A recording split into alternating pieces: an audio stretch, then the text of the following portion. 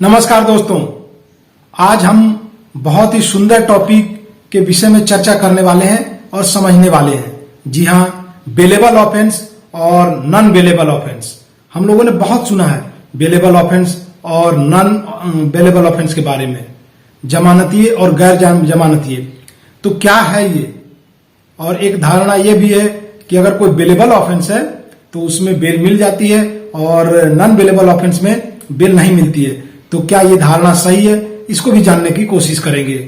तो जो लोग नए हैं, जो वीडियो को देख रहे हैं, वो सब्सक्राइब तो कर ही ले, क्योंकि आने वाली वीडियो की नोटिफिकेशन आप तक पहुंचती रहेगी।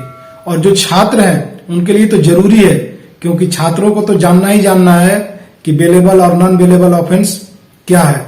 वैसे हमारे देश के प्रत्येक व्यक्ति को जानना चाहिए, क्योंकि ये व्यक्ति से ही जुड़ा हुआ विषय है और बेसिक जानकारी तो सभी को होना चाहिए। तो आइए शुरू करते हैं वीडियो को।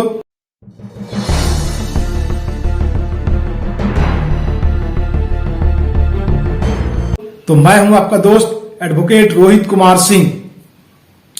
बेलेबल ऑफेंस और नॉन बेलेबल ऑफेंस को समझने से पहले समझते हैं कि बेल क्या है। तो the term bail is not defined in code. Code means CRPC, criminal procedure code 1973। इसमें बेल के बारे में कोई परिभाषाएं नहीं दी गई है, लेकिन it is a process by which N arrested person is released from detention और कस्टडी। इसका मतलब क्या होता है? इसका मतलब होता है कि बेल एक ऐसा प्रोसेस है जिसके थ्रू किसी भी एक्यूज्ड जो अरेस्ट किया जा चुका है उसे बेल पर, अर्थात सिक्योरिटी, न्यायालय कुछ सिक्योरिटी लेकर उसे रिहा करे, या फिर जो भी टर्म कंडीशन है उसको उसके सब आधार पे उसे बेल दिया जाए। तो ये एक प्रोसेस है जिसके थ्रू अरेस्टेड पर्सन को बेल पर रिलीज किया जाता है। अब अगर बात करें बेलेबल ऑफेंस की, तो बेलेबल ऑफेंस का मतलब होता है कि an arrested person is entitled to release on bail. मतलब बेलेबल ऑफेंस में जो एक्यूज्ड है वो इंटाइटल्ड है कि वो रिलीज ले सके।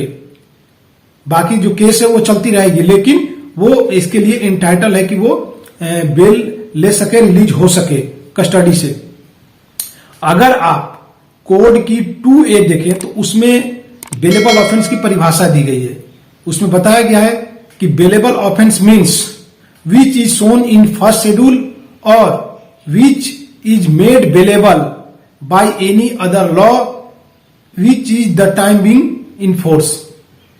मतलब कि जो फर्स्ट शेड्यूल में है या फिर जो उस समय के कानून बने हैं उसके अनुसार वो कृत्य, वह एक्ट बेलेबल है, तो वो बेलेबल ऑफेंस कहलाएगा। अगर आप नॉन बेलेबल की बात करें तो other than bailable offence are non bailable offence means जो बेलेबल ऑफेंस नहीं है वो सारी नॉन बेलेबल ऑफेंस होगी। तो यहां पे code does not define exactly what are the bailable offence and what are non bailable offence. Means यहां पे क्लियर कट में डिफाइन नहीं किया गया है कि कौन कौन सा बेलेबल ऑफेंस है और कौन कौन सा नॉन बेलेबल ऑफेंस है। एक बीच में रेखा खींच दिए, इधर का बेलेबल, इधर का नॉन बेलेबल। अगर आप इसके कुछ डिफरेंसेस की देखें तो आप समझ पाएंगे कि जो बेलेबल ऑफेंस है उसमें जो कृत्य है, एक्ट है, वह लेस सीरियस नेचर का होता है in comparison to non bailable. मतलब नॉन बेलेबल ऑफेंस में जो एक्ट है, अपराध है, वो मोर सीरियस नेचर का होता है देन बेलेबल ऑफेंस। अगर आप अब सजा की बात करें तो बेलेबल ऑफेंस में 3 साल से नीचे की सजा की प्रावधान की गई है, लेकिन जो नॉन बेलेबल ऑफेंस है उसमें 3 साल तक या 3 साल से ऊपर की सजा की प्रावधान की गई है। अगर आप देखें कि इसमें बेलेबल में, तो इसमें जो अरेस्टेड पर्सन है, accused arrested person is entitled to release on bail, but in non bailable offence arrested accused person may not be released on bail. मतलब इसमें इंटाइटल है, लेकिन उसमें नॉन बेलेबल में वह रिलीज होगा या नहीं होगा यह कोर्ट के विवेक पे डिपेंड करता है, because it is a subject of judicial discretion. ऐसा नहीं है कि नॉन बेलेबल में बेल नहीं मिलते, कुछ टर्म्स एंड कंडीशंस होते हैं, अगर वो फुलफिल हो रहे हैं तो मिल भी सकते हैं, अन्यथा नहीं मिलते हैं। तो नॉन बेलेबल का मतलब ये होता है।